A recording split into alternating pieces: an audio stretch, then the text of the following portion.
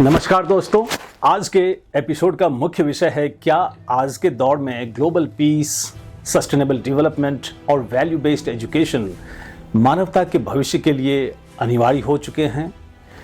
क्या बढ़ते जलवायु संकट, शहरीकरण और अंतर्राष्ट्रीय संघर्षों के बीच दुनिया को एक नए प्रकार के नेतृत्व और दृष्टिकोण की आवश्यकता है? क्या शिक्षा, नीति निर्माण और अंतर्राष्ट्रीय सहयोग के माध्यम से हम एक ऐसी दुनिया बना सकते हैं जहां विकास के साथ साथ शांति और स्थिरता भी सुनिश्चित हो सके?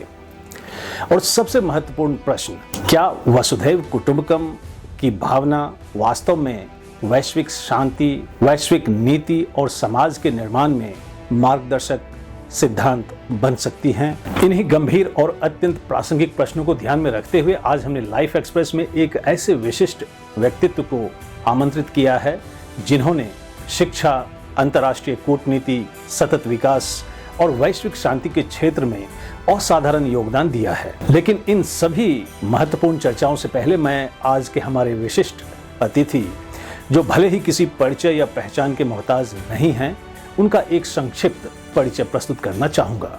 हमारे आज के विशिष्ट अतिथि हैं डॉक्टर मार्कंडेय राय। डॉक्टर मार्कंडेय राय का जन्म 1 फरवरी 1952 को उत्तर प्रदेश के बलिया डिस्ट्रिक्ट के उजियार गांव में हुआ। डॉक्टर मार्कंडेय राय एक दूरदर्शी शिक्षाविद, अंतर्राष्ट्रीय नेता और वैश्विक नीति विशेषज्ञ हैं, जिन्होंने अपने पूरे जीवन को मूल्य आधारित शिक्षा, सतत विकास, अंतर्राष्ट्रीय सहयोग और विश्व शांति के लिए समर्पित किया है। With extensive experience in academia as well as the United Nations system, he has made remarkable contributions in the areas of statistics, urban development, climate action, and environmental sustainability.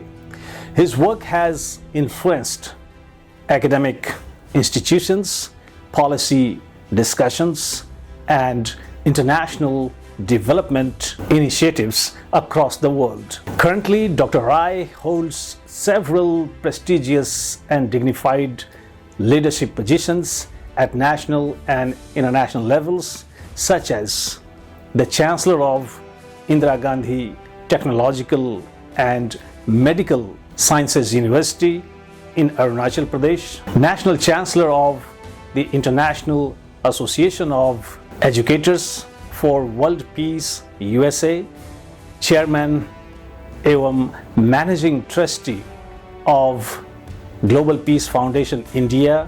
इसके अलावा वे ग्लोबल एशिया नॉलेज इनिशिएटिव नई दिल्ली के अध्यक्ष हैं, जो Asia प्रशांत क्षेत्र में शोध और ज्ञान के आदान प्रदान को बढ़ावा देता है। अंतर्राष्ट्रीय शांति और कूटनीति को मजबूत करने के लिए वे इंडो पैसिफिक पीस फाउंडेशन के अध्यक्ष हैं तथा global piece and development service alliance के माध्यम से जलवायु कार्रवाई और विकास से जुड़े कई वैश्विक प्रोजेक्ट्स का संचालन भी कर रहे हैं। डॉक्टर राय ने अपने करियर में संयुक्त राष्ट्र के साथ भी महत्वपूर्ण जिम्मेदारियां निभाई। वे यूएन हैबिटेट में inter agency coordination and parliamentarians programme के प्रमुख रहे, जहां उन्होंने सतत शहरीकरण की वैश्विक रणनीतियों के निर्माण में महत्वपूर्ण भूमिका निभाई।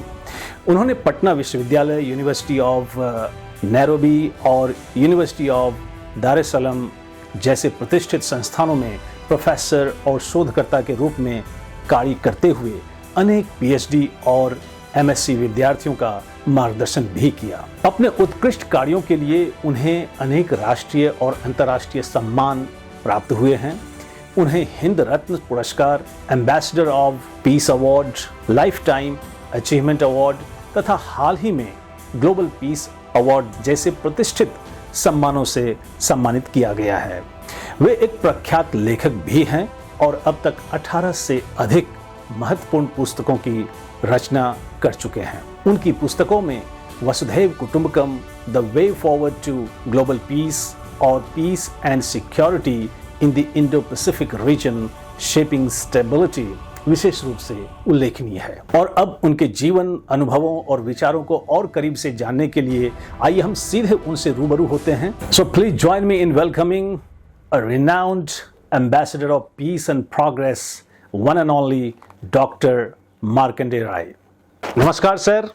सबसे पहले मेरी पूरी लाइफ एक्सप्रेस टीम और सभी इंटेलेक्चुअल व्यूअर्स की ओर से मैं आपका लाइफ एक्सप्रेस में हार्दिक स्वागत करता हूं और आपकी गरिमामयी उपस्थिति के लिए हृदय से अपनी कृतज्ञता व्यक्त करता हूं। जी, बहुत बहुत धन्यवाद प्रोफेसर संजय कुमार झा जी। आज हमारे साक्षात्कार के लिए, इंटरव्यू के लिए आप उपस्थित हुए हैं। मैं सभी दर्शकों को हार्दिक अभिनंदन, स्वागत, शुभकामना देता हूं। सर, आपके प्रोफाइल को देखने पर पता चलता है कि आपने संयुक्त राष्ट्र सहित कई अंतर्राष्ट्रीय संस्थाओं के साथ कार्य किया है।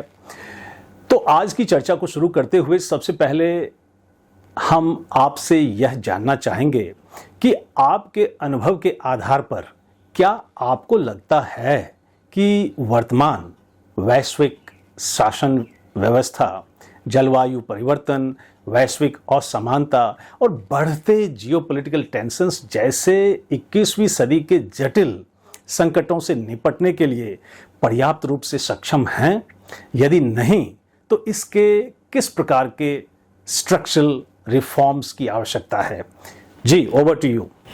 बहुत बहुत धन्यवाद। ये बड़ा ही सामयिक और महत्वपूर्ण प्रश्न है सबके सामने, पूरे विश्व के सामने। आज समस्या ये है कि आज विश्व में लीडरशिप क्राइसिस है।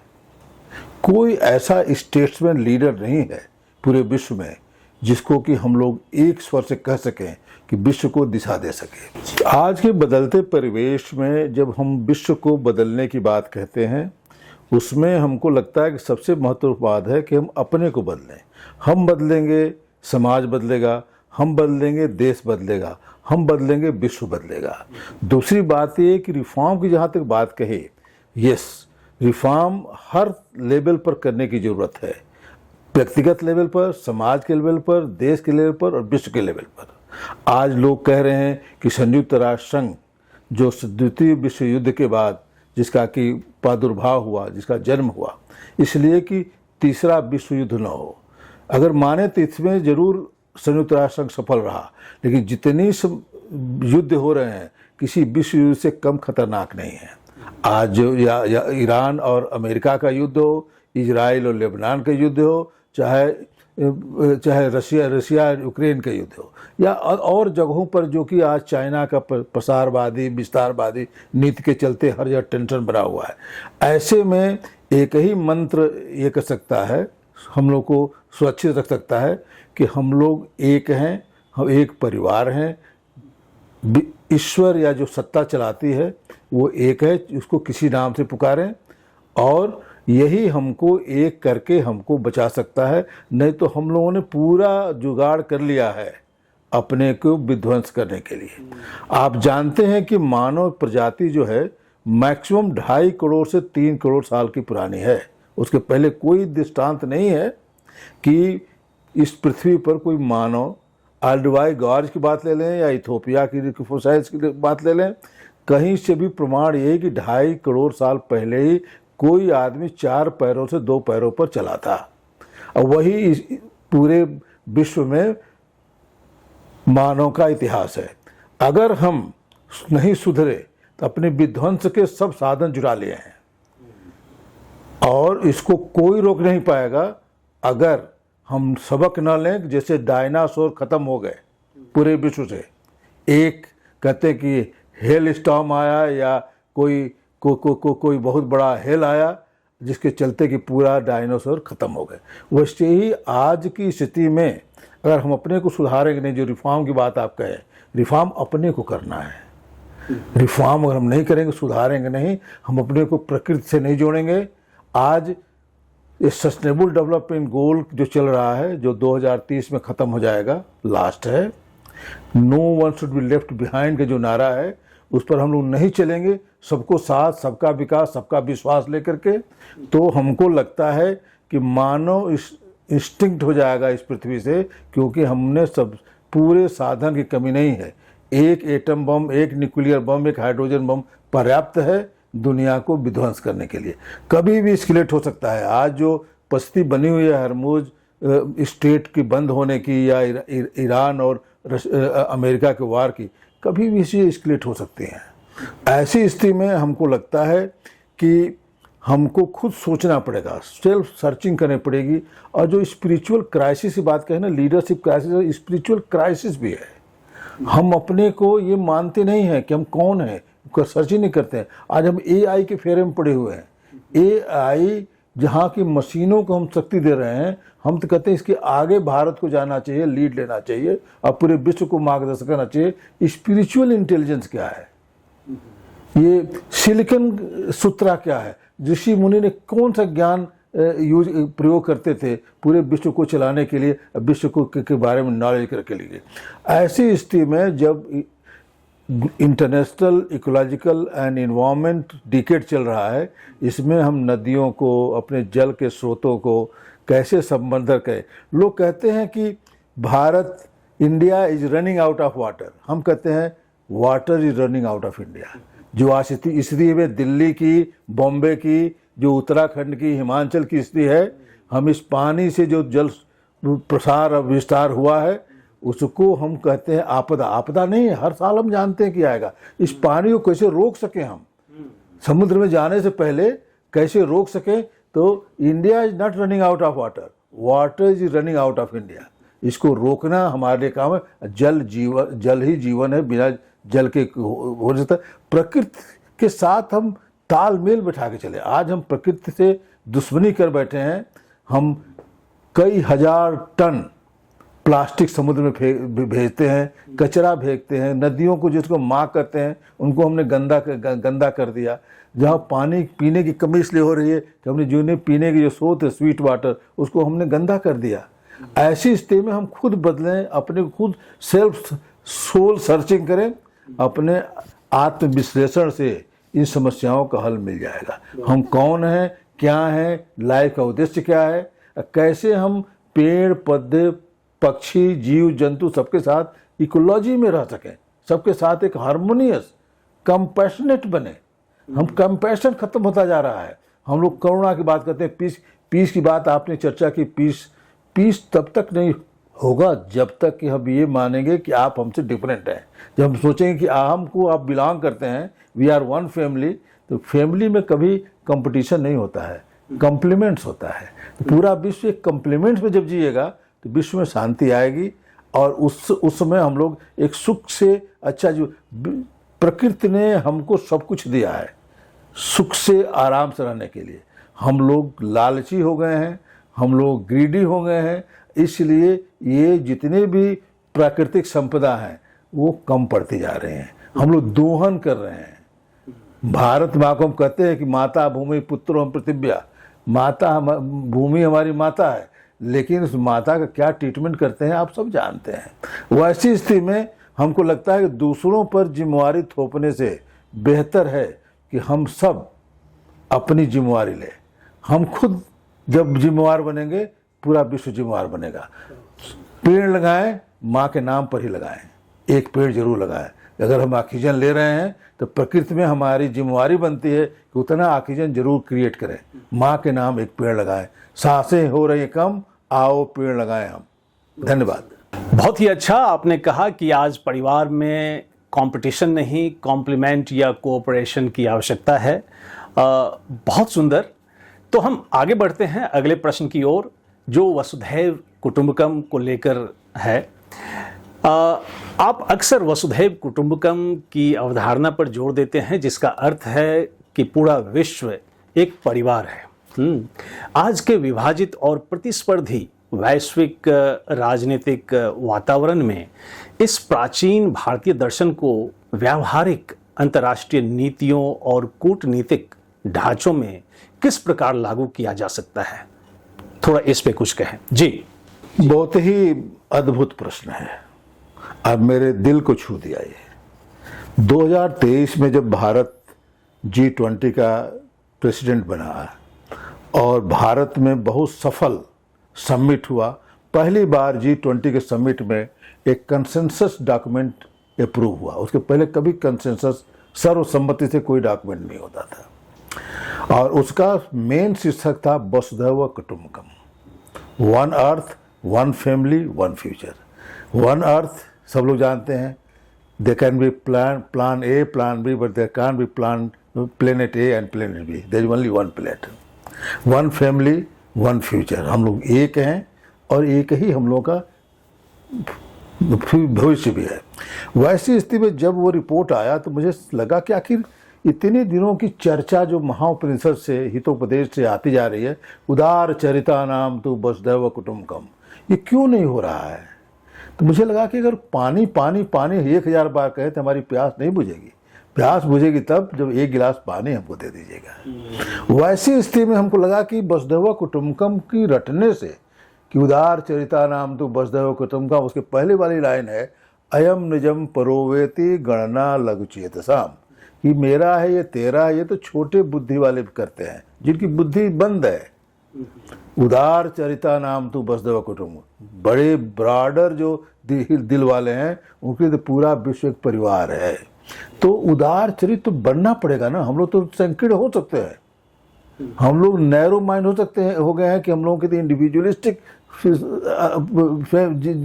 जीवन हो गया। वैसी स्थिति में उदार चरित्र बनाने के लिए, ब्रॉडर माइंड बनाने के लिए कुछ एक प्रोसेस होगा ना। इस पर मेरा चिंतन 2-2.5 साल तक चला और 2.5 साल के बाद एक पुस्तक हमने लिखी जो इसी चर्चा आपने की थी, Vasudhaiva Kutumbakam the way forward for global peace. उसमें हमने चर्चा की कि अगर उदार चरित्र कैसे बनाया जा सकता है। कुछ ट्रेनिंग होगी ना, कुछ प्रोसेस होगा, करिकुलम होगा, कुछ एजुकेशन होगा, कुछ शिक्षा होगी, कुछ वैल्यूज होंगे लाइफ में, तब होगा। तो वैसके लिए हमने किस तरह की शिक्षा होनी चाहिए, किस तरह के वैल्यूज हमारे लाइफ में उतारना चाहिए, किस तरह की पढ़ाई होनी चाहिए, किस तरह के इंस्टीट्यूशन बनने चाहिए, किस तरह की प्लानिंग होनी चाहिए और किस तरह की पॉलिसी बने विश्व में। और भारत को इसमें अगुवाई लेनी चाहिए क्योंकि भारत ने नेतृत्व किया G20 का और वसुधैव कुटुंबकम मेन फोकस था। तो वैसे में जो 34-35 पेज का जो रिपोर्ट आई उसमें सब बातों पर चर्चा की गई कि क्या क्या करना चाहिए। उसमें समुद्र मंथन तक की बात कही गई कि समुद्र मंथन होना चाहिए, जो कि 13 लाख साल पहले हुआ था, जिससे कि हमको जो चाहिए सब कुछ मिला। आज जरूरत है समुद्र मंथन करने की भी। विश्व को एक परिवार बनाने के लिए, पूरे अर्थ को बचाने के लिए हमको उस तरह की पढ़ाई, शिक्षा, वैल्यूज, क्योंकि जब कही गई होगी बात उस समय क्या वैल्यूज रहे उसको सोचना पड़ेगा। लोग एक दूसरे को मदद करते थे, भाईचारे का संबंध था, एक पारिवारिक संबंध था, पढ़ाई लिखाई गुरुकुल की शिक्षा थी। तो शायद वो सब चीज़ों को जब हम लोग लाएंगे अपने जीवन में तो अब हम लोग बात कर सकते हैं कि विश्व एक परिवार बन सकता है।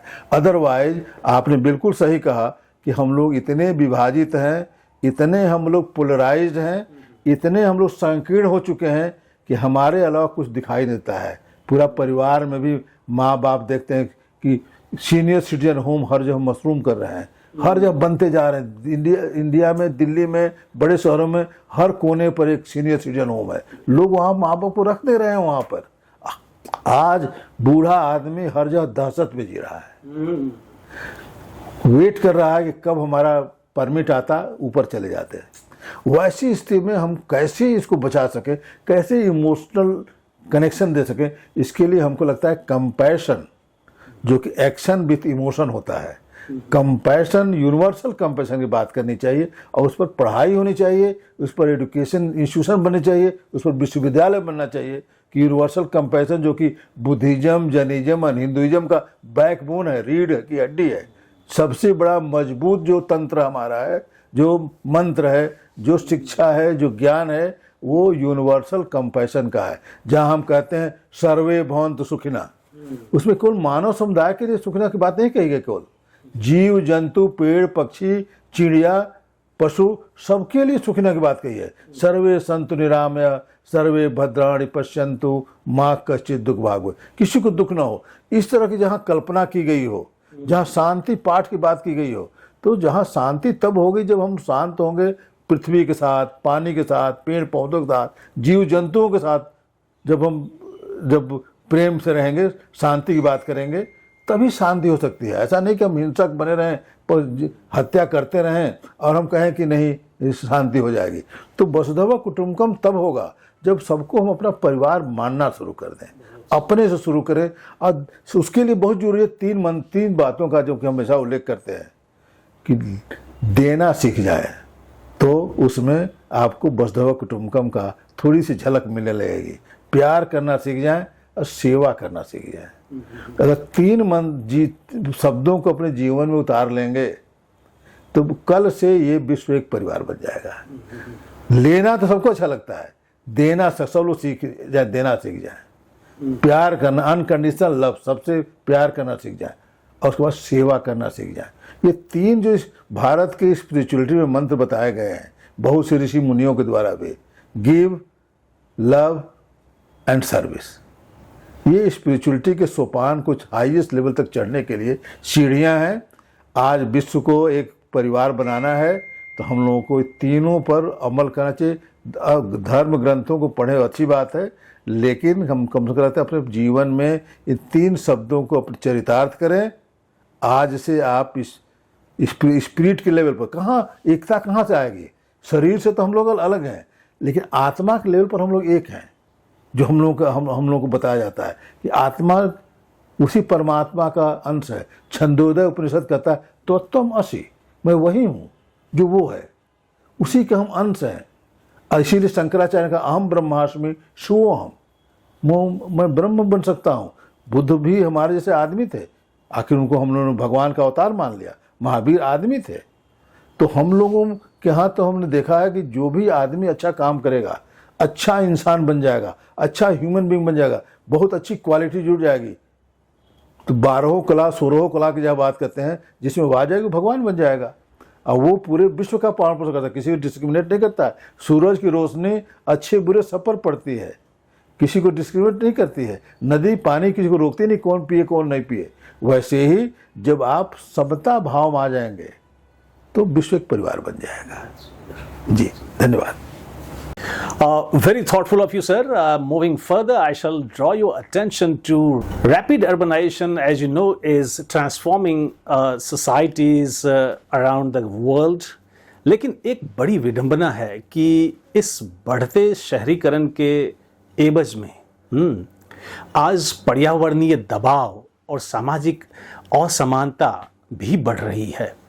तो यहाँ आपके विचार में सतत और समावेशी शहरी विकास सुनिश्चित करने के लिए सरकारों को कौन सी दीर्घकालिक नीतिगत रणनीतियां अपनानी चाहिए?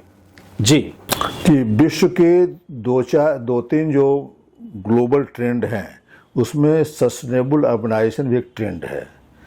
ये इनएविटेबल है, इसको रोकना संभव नहीं है, क्योंकि लोग बेटर लाइफ के लिए, बेटर ट्रीटमेंट के लिए, बेटर सेवा के लिए, बेटर एजुकेशन के लिए, बेटर जॉब के लिए गांव छोड़ के शहर में आएंगे ही।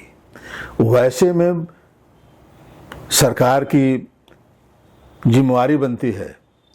गवर्न का मतलब होता है, जब गवर्न की बात करते हैं कि गवर्नमेंट, उसकी होती है कि सेवा प्रदान करना, जो सर्विसेज प्रदान करना, उसमें इसकी प्लानिंग होनी चाहिए। सतत शहरी विकास की जो बात आपने कही, उसमें हमारे यहाँ कोई अर्बन प्लानिंग हुई ही नहीं। अगर आप देखें तो दिल्ली की भी कोई प्लानिंग 80s के पहले प्लानिंग ही नहीं थी। बढ़ता गया, पहले बिल्ड करते गए लोग, इसीलिए जब भी बारिश होती है, जब भी कोई होती है, तो ये सब ब्रेक कर जाता है सब सिस्टम। कहा कि हमने कभी ये तय नहीं किया कि आने वाले 10 सालों में हमके कितने स्कूलों की जरूरत पड़ेगी, आने वाले 10 साल में कितने हमको यात्री ट्रेवल करेंगे, यहाँ आने वाले से कितने हॉस्पिटल की ज़रूरत पड़ेगी, कितने स्कूल की ज़रूरत पड़ेगी, कितने कॉलेज की या कितने रेस्टोरेंट की ज़रूरत पड़ेगी, किस तरह की सर्विस की ज़रूरत पड़ेगी। हमने कभी प्लानिंग किया ही नहीं। अर्बन प्लानिंग और ये शहर जो स्लम बनते जा रहे हैं, इसलिए बनते जा रहे हैं कि ये कभी भी सुनियोजित ढंग से प्लानिंग करके बसाए ही नहीं गए।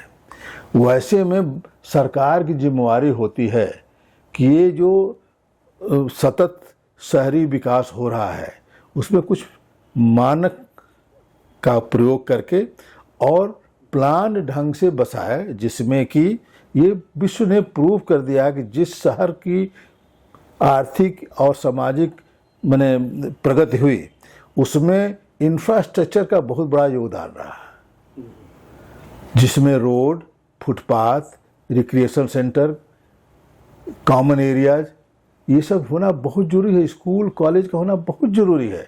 तो इसके लिए कोई एक व्यक्ति नहीं, सरकारें व्यवस्था करते हैं कि ये अगर एरिया में अगर ये कोई शहर बढ़ रहा है, जैसे आज दिल्ली की पॉपुलेशन 10 मिलियन से 20 मिलियन है, 20 से अब 30 मिलियन हो गया है। एनसीआर अगर ले ले तो और भी बढ़ गया होगा। तो वह अब से 2027 का सेंसस शुरू हो गया है। सेंसस में पता चलेगा कि दिल्ली की एनसीआर की रियल पॉपुलेशन अब क्या है। ये कुछ इसके अलावा कुछ फ्लोटिंग पॉपुलेशन होती है, जो कि नेबरिंग एरिया से लोग काम करने आते हैं, शाम को चले जाते हैं, लेकिन जो काम करने आते हैं यहाँ के सेवाओं का उपयोग करते हैं। पानी उनको चाहिए, खाना उनको चाहिए, ट्रांसपोर्ट उनको चाहिए, उनको हेल्थ की फैसिलिटी चाहिए, एजुकेशन की फैसिलिटी चाहिए। तो वैसी स्थिति में हम लोग जब तक कि उस फ्लोटिंग पॉपुलेशन का जो माइग्रेशन हो रहा है शहरों से, अभी इंडिया में less than 40% urban area, 65% population अभी गांव में रहती है। भारत गांव का देश है, 7 लाख गांव है यहाँ, 7 लाख प्लस। वैसी स्थिति में वो लोग बेटर पास्चर के लिए, बेटर जॉब के लिए, बेटर लाइफ के लिए, बेटर ट्रीटमेंट के लिए, बेटर एजुकेशन के लिए शहर में आएंगे। क्या शहरों में व्यवस्थाएं हैं, गाँवों को हम लोगों ने उस तरह का बनाया ही नहीं। गाँवों को हमने रिटायर्ड जो किसी काम के नहीं है या जो कोई जॉब नहीं मिल सकता है उनके लिए छोड़ दिया है। आज जरूरत है अच्छे लोगों को गांव का। हमारा एक बहुत बड़े पहले लेख निकला था कि आओ गांव की तरफ चले। जब अच्छे लोग, जो पढ़े लिखे लोग हैं, जो गांव में नहीं जाएंगे, गांव वीरान होते जा रहे हैं। बहुत से गांव में ताला लग रहे हैं। हम लोग जब गांव जाते हैं तो आजकल कोई नहीं आता है तो होली, दिवाली, किसी फेस्टिवल में, क्योंकि लोग आना महसूस नहीं करते। गांव क्यों आए? खेत बेच रहे हैं लोग, ताला बंद हो रहा है, आधे गांव वीरान पड़े हुए हैं, इसलिए कि हमने गांवों को रहने लायक बनाया ही नहीं। जो पूरा का कंसेप्ट था लेट प्रेसिडेंट अब्दुल कलाम साहब का, वो आज भी बहुत ही सामयिक है, बहुत ही इंपॉर्टेंट है। पूरा का मतलब होता है providing urban amenity to rural area. शहरों से अगर आपको माइग्रेशन और भाग दौड़ को बचाना है तो वहाँ पर वो फैसिलिटीज प्रोवाइड कराइए। उन्होंने कहा था कि जितने गांव हैं उनको बाजार से जोड़ दिया जाए। Providing urban amenities to rural area मतलब कि रोड से नेटवर्क कर दिया जाए, उनको मार्केट से जोड़ दिया जाए, उनको एम्प्लॉयमेंट जनरेट वहाँ किया जाए। आज अगर कोई 15-20 हज़ार रुपया अगर गाँव में कमा लेगा, क्यों आएगा दिल्ली में रहने के लिए, स्लम एरिया में? आज यहाँ 15-20 हज़ार में हर यंग बच्चे कॉल सेंटर्स में यहाँ वहाँ काम कर रहे हैं। वहाँ पर माँ बाप को भी देखेंगे, खेती बाड़ी भी करेंगे, इंटीग्रेटेड खेती की बात उनको बताई जाए। ये कैसे खेती से इतनी आमदनी कर लिया जाए कि वहाँ पर कम से कम डिसेंट, डिग्निफाइड, सम्मानित जीवन जी सके। लेकिन आज गाँवों से भागने का एक कारण ये भी है कि उनका पेट नहीं भरता है और सम्मानित जीवन नहीं जी पा रहे हैं, इसलिए खेती में उतना उनको नहीं लगता है कि हम अपना सम्मान बचा पाएंगे अपने परिवार का, तो क्यों और छोड़ करके शहरों में भाग रहे हैं। शहरों में आकर के कम से कम बच्चों को पढ़ा लेते हैं, हॉस्पिटल की सुविधा हो जाती है। तो ऐसी स्थिति में सतत विकास के लिए हमको स्मार्ट सिटी इंडिया बनाना चाहती है। 100 स्मार्ट सिटी, 100 स्मार्ट सिटी का जो प्रोजेक्ट था अभी तो लगता है कि थोड़ा सा धीमा पड़ गया है, आजकल कोई चर्चा नहीं करता है। स्मार्ट सिटी क्या होगी इसके लिए यूएन ने बहुत पहले डिफाइन कर दिया था, जब वो यूएन हैबिटेट में काम करते थे। तो अगर कंट्रीब्यूशन अगर मानेंगे आप पूरे विश्व को, तो हमने अर्बन और सिटी स्टैटिस्टिक्स डिफाइन किया। सेंसस तो हमेशा होता है, लेकिन कहीं भी कोई भी कंट्री, कोई मैंने डेवलप वर्ल्ड नहीं, डेवलपिंग वर्ल्ड में इंक्लूडिंग इंडिया, कभी हम लोगों के पास ये शहर का विकास किस तरफ से हो रहा है इसकी डेटा ही हम लोग नहीं एनालाइज करते थे। और हमारे पास इस तरह के डेटा होते ही नहीं थे कि कितने स्कूल की जरूरत होगी, कितने कॉलेज की जरूरत पड़ेगी, कितने हॉस्पिटल की जरूरत पड़ेगी, कितना रोड नेटवर्क की जरूरत पड़ेगी, कितना पानी की जरूरत पड़ेगी अगर पॉपुलेशन बढ़ रही है। तो ऐसे समय में अगर हम चाहते हैं कि हाईली बने डेवलप जो मॉडल सिटीज बने, तो उसके लिए ये सब चीज़ों पर प्लानिंग करनी चाहिए, कैसे टैक्स वसूलना चाहिए, कैसे पानी और बिजली का मिसयूज नहीं होना चाहिए। आधा पानी तो बच जाता है लीकेज के चलते। तो वैसे स्थिति में बहुत सी चीज़ों को हम लोगों को एनालाइज करके एक सिस्टम बनाने की ज़रूरत है जहाँ कि लोग रह सकें और कम से कम प्राउड फील कर सकें कि हाँ हम दिल्ली रहते हैं, हम चंडीगढ़ रहते हैं, हम बेंगलोर रहते हैं, आई कैन फील प्राउड। और वहाँ की इंफ्रास्ट्रक्चर चरमराए ना, अगर कोई छोटी मोटी बातें हो तो कि बारिश हो गई और पूरा ड्रेनेज बंद हो जाए और सड़कें धंस जाए, ये बहुत रॉन्ग मैसेज देती हैं। जान माल का खतरा तो है ही, ऐसे भी मैसेज रॉन्ग देते हैं कि इंडिया कह रहा है कि हम डेवलप वर्ल्ड बन जाएंगे 2047 तक, और जहाँ की क्वालिटी ऑफ इंफ्रास्ट्रक्चर इतना पुअर हो कि एक बारिश में सब ड्रेनेज चौक हो जाए, चाहे बॉम्बे हो, चाहे दिल्ली हो, चाहे उत्तराखंड हो, चाहे बेंगलोर कहीं का, चाहे आप देख रहे हैं केरला में क्या हाल हो रहा है, वायनाड में कितने लोग मर गए। पिछले साल से हम लोग सबक नहीं लिया, पिछले साल 400 लोग मरे थे, इस साल भी अब मरने लगे हैं लोग वायनाड में लैंडस्लाइड से। धन्यवाद। वर्तमान समय में इंडो पैसिफिक रीजन वैश्विक राजनीति का एक महत्वपूर्ण केंद्र बनता जा रहा है। इस बदलते जियोपॉलिटिकल डायनामिक्स को देखते हुए how do you see India strategic and moral role in shaping regional peace, stability and cooperative development in the coming time? जी, ओवर टू यू। जी, ये भी आज के समय में विश्व शांति में बहुत बड़ा मैंने प्रश्न है कि इंडो पैसिफिक रीजन में कैसे पीस हार्मोनी बहाल की जाए। अब भारत की उसमें भूमिका क्या हो। देखिए, भारत की बहुत बड़ी भूमिका इसलिए बन जाती है कि भारत ही ऐसा देश है जिसके नाम पर सागर है, हिंद महासागर, इंडियन ओशन जिसको कहते हैं। भारत ही ऐसा देश है जिसके नाम पर सागर है। कोई ऐसा विश्व का देश नहीं है जिसके नाम पर कोई सागर हो। सागर से हमारा बहुत पुराना संबंध है। अगर पृथ्वी को हम माँ कहते हैं तो सागर को पिता कहते हैं। सागर ही नाम पड़ा सगर से। सगर जो थे वो राम के पूर्वज थे, उनके नाम पर सागर पड़ा। आज सागर जो है रत्नाकर हम लोग कहते हैं। और हिंद महासागर का वो फैलाव अगर आप देखें तो ईस्ट कोस्ट ऑफ अफ्रीका से पैसिफिक ओशन तक जाता है। इस क्षेत्र में एक तो हरमुज की बात हो गई, दूसरा कई मलेशिया, इंडोनेशिया के पास में कैसे सक्रिय रास्ते आते हैं, जहाँ की अभी कल परसों भी चर्चा चल रही थी। और चाइना और अदर कंट्री का ट्रेड मोर देन 80% ट्रेड उसी स्टेट से गुजरता है, मलाइका से। वैसी स्थिति में भारत के प्रधानमंत्री, यशस्वी प्रधानमंत्री, आज इंडोनेशिया से लेके ऑस्ट्रेलिया तक की यात्रा पर हैं। और हमको पूर्ण विश्वास है कि वो यही कोशिश कर रहे हैं कि इस क्षेत्र में कैसे सद्भाव, भाईचारा, पीस, सिक्योरिटी, या कैसे भारत अपने पुराने सभ्यता, कल्चर, डीएनए से उन कंट्रीज को जोड़ दे। आज इंडोनेशिया ने कल कहा, मुझे बड़ा खुशी हुई कि वहाँ के राष्ट्रपति ने कहा कि मेरा भी डीएनए भारतीय है। और ये 25,000 लोगों पर या 2,500 लोगों पर टेस्ट किया गया था और उनका डीएनए पाया गया कि दैट बिलोंग्स टू इंडिया।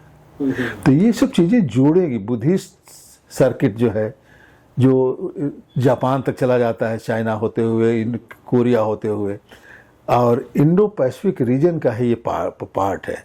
उस वैसी स्थिति में अगर भारत शांति, सुरक्षा बहाल करने में पहल करता है तो हमको लगता है कि ये बहुत ही उचित होगा कि भारत अपना ही नहीं, अपने नेबरहुड में जितने कंट्री हैं उनके साथ भाईचारे, सद्भाव और शांति के साथ रहना चाहता है। और दूसरों को भी मैसेज दे रहा है कि अगर रहना है तो नेबर तो नहीं बदल सकते हैं, लेकिन नेबर के साथ दोस्ती जरूर कर सकते हैं, नेबर से अच्छे संबंध जरूर बना सकते हैं।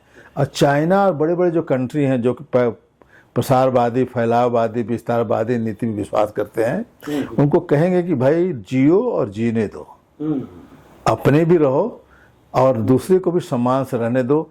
ये हर जगह होड़ लगाना, पोर्ट बनाना और वहाँ पर रोड बनाना म्यांमार के थ्रू और कभी पोर्ट बनाने लगना बांग्लादेश में, इसलिए कि जस्ट कंपटीशन में ये भारत अगर रोक सकता है, भारत रोक सके तो नियर नेबरिंग कंट्रीज में हम लोगों को काफ़ी अच्छा हम लोगों ने पहल की है, बहुत अच्छा पहल है ये कि इंडो पैसिफिक रीजन में हम शांति बहाल करें। अब भारत उसमें नेतृत्व करे। ये हर देश जानता है कि भारत एक्सप्लॉयटर नहीं है, भारत प्रसारवादी नीतियों विश्वास नहीं करता है, भारत सेना नहीं भेजता है कहीं आक्रमण करने के लिए। हमारा मैसेज रहा है शांति का। हमने बुद्ध को भेजा, हमने महावीर को भेजा, हमने धर्म प्रचार प्रसार में हर जगह हमने कहा कि भाई हम लोग किसी को कन्वर्ट नहीं करना चाहते हैं, हम लोग किसी को डिक्टेट नहीं करना चाहते हैं। हर धर्म पंथ एक ही है। जैसे कि मलेशिया के प्राइम मिनिस्टर ने कहा था कि I may be my worshipping style में be different but culturally I am same as Indian. अब समय आ गया है जबकि हम लोगों को कुछ रिसर्च शोध भी करना चाहिए कि भारत कैसे ईस्ट अफ्रीका का पार्ट था, क्यों वहाँ के डीएनए और हमारे डीएनए में समानता पाई जाती है। प्रोफेसर लालजी सिंह को मैं अभी याद करूँगा, जिन्होंने जब हैदराबाद इंस्टीट्यूट में, जेरोनॉमिक्स इंस्टीट्यूट में जो डायरेक्टर थे, उन्होंने रिसर्च किया कि माइग्रेशन साउथ से नॉर्थ ही नहीं हुआ, साउथ से साउथ ही माइग्रेशन हुआ। वही डीएनए जो अफ्रीकन डीएनए है केरला में, अंडमान निकोबार में पाया गया। और उन्होंने प्रूव किया था कि 50,000 साल पहले ये माइग्रेशन हुए। तो वैसी स्थिति में हम इस सब बातों को ध्यान में रखते हुए कुछ रिसर्च शोध कराएं कि ईस्ट अफ्रीका में बहुत से रिचुअल्स हैं, बहुत से कल्चर हैं, बहुत से वैल्यूज हैं जो लाइफ के, वो सिमिलर हैं जो इंडिया में है। सेम चीज़ इंडोनेशिया, मलेशिया, सिंगापुर में भी सिमिलर हैं। तो वैसी चीज़ करके हम लोग एक जोड़ सकते हैं, एक बहुत ही गुडविल बना सकते हैं, जहाँ की हम लोग एक परिवार की, जो आपकी शुरू से ही ये थी कि वसुधैव कुटुंबकम कैसे होगा, वसुधैव कुटुंबकम के रास्ते पर हम लोग चल चुके हैं जी। और बहुत जल्दी हमको लगता है कि हम लोग आंकड़ों पर, रिसर्च से, शोध से, अपने व्यवहार से, अपने विचारों से, अपने फॉरेन पॉलिसी से भी, पॉलिसी में भी काफ़ी सुधार आया है, जो कि हम लोगों ने एक स्पष्ट मैसेज दिया है पूरे विश्व को कि dialogue is the solution, not the war. War is not the solution and India does not support any type of war. India supports dialogue. अपने व्यवहारों से, अपने नीतियों से और अपने ज्ञान से हम लोग पूरे विश्व को एक जोड़ सकते हैं, एक धागे में पिरो सकते हैं और ये प्रूव कर सकते हैं कि विश्व एक परिवार है। हम लोग उसको कहते ही नहीं हैं, मानते भी हैं और उसको प्रयोग करके जहाँ भी कठिन आपदा होती है भारत पहला रहता है वहाँ पर सपोर्ट सामग्री भेजने में। कहीं भी युद्ध होता है तो भारत एक मैसेज देता है कि भाई हम किसी के पक्ष में नहीं रहेंगे, हम कहेंगे कि डायलॉग से, वार्ता से इसका हल हो सके।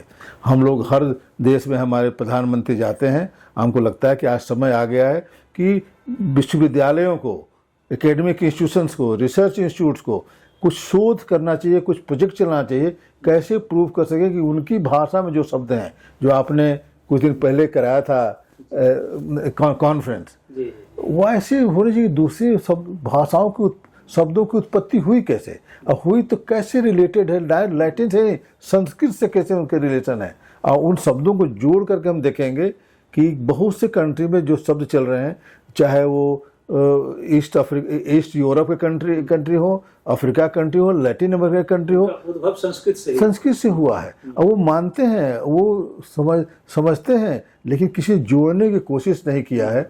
और जब सेंट्रल एशिया के कई कंट्री में हमारी बात होती है लोगों से, लोग कहते हैं कि हम लोग तो मानते हैं कि ये हम लोगों का उद्भव और कुछ कल्चर, ट्रेडिशन, भाषाएं हमारी इंडिया से ही आए। तो उनको और जोड़ने की ज़रूरत है, और कुछ रिसर्च, ये काम एकेडमिक इंस्टीट्यूशन, यूनिवर्सिटी और हम लोग की जिम्मेवारी बनती है इस पर काम करें। सर, आपको जितना सुनूं उतना ही और सुनने का मन करता है, लेकिन समय की थोड़ी मर्यादा है, इसलिए अब हम सत्र की समाप्ति की ओर बढ़ेंगे। और चलते चलते हम आपसे आग्रह करेंगे कि आप हमारे दर्शकों के लिए, समाज के लिए एक छोटा सा शांति संदेश दें, ताकि एक बेहतर समाज का निर्माण हो सके। जी।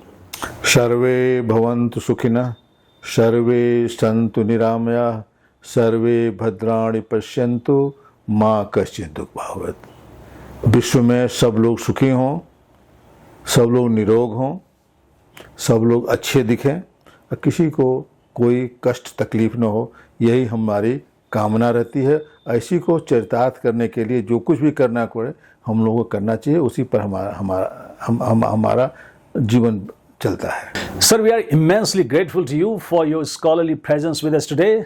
और शिक्षा जगत में आपके उत्कृष्ट और सराहनीय कार्यों के लिए लाइफ एक्सप्रेस की जूरी ने आपके लिए एक अवार्ड की घोषणा की है और वो अवार्ड है life express icon of India award.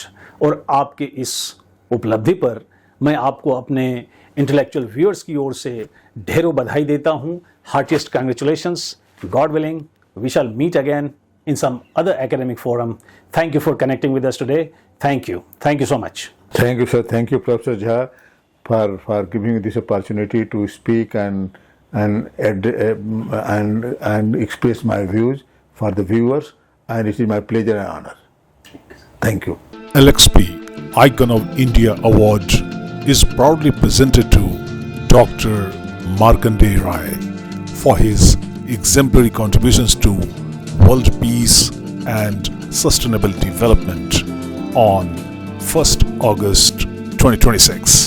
आज के सत्र की समाप्ति मैं फिर कुछ आह्वान के साथ करूंगा, खासकर डॉक्टर मार्कंडेय राय की बातचीत से निकले कुछ मुख्य अंश को लेकर। सबसे पहले उन्होंने इस बात को लेकर अपनी चिंता व्यक्त की कि विश्व में आज लीडरशिप क्राइसिस या नेतृत्व का संकट है। कोई ऐसा नेता नहीं है जो पूरे विश्व को दिशा दे सके। समाधान के तौर पर उन्होंने व्यक्तिगत, सामाजिक, राष्ट्रीय और वैश्विक स्तर पर सुधारों की आवश्यकता पर बल दिया। उन्होंने कहा कि हमें स्वयं को बदलना होगा, तभी समाज, देश और विश्व बदलेगा। हम एक परिवार हैं के मंत्र को अपनाना होगा और यदि हम नहीं सुधरे तो हम अपने विनाश के साधन जुटा चुके हैं। हमें प्रकृति के साथ तालमेल बिठाना होगा क्योंकि हम प्रकृति से दूर होते जा रहे हैं। हमें नदियों और जल स्रोतों को बचाना होगा। उन्होंने मशीनों को शक्ति देने के बजाय आध्यात्मिक बुद्धिमत्ता या स्पिरिचुअल इंटेलिजेंस को विकसित करने पर भी बल दिया।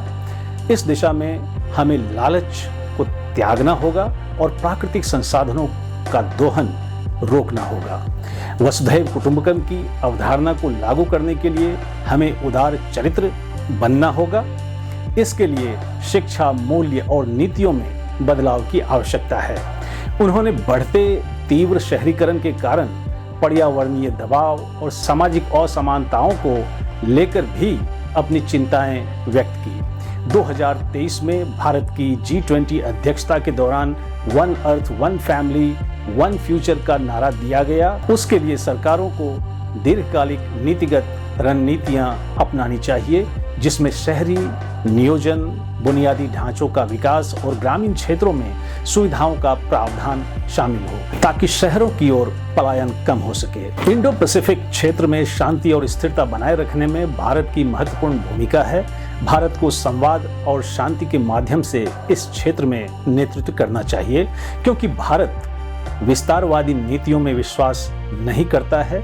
हमें सर्वे भवन्तु सुखिनः के संस्कृति पर शोध करना चाहिए, ताकि यह पता चल सके कि कैसे भारतीय संस्कृति और भाषा का प्रभाव दुनिया के अन्य हिस्सों में फैला है।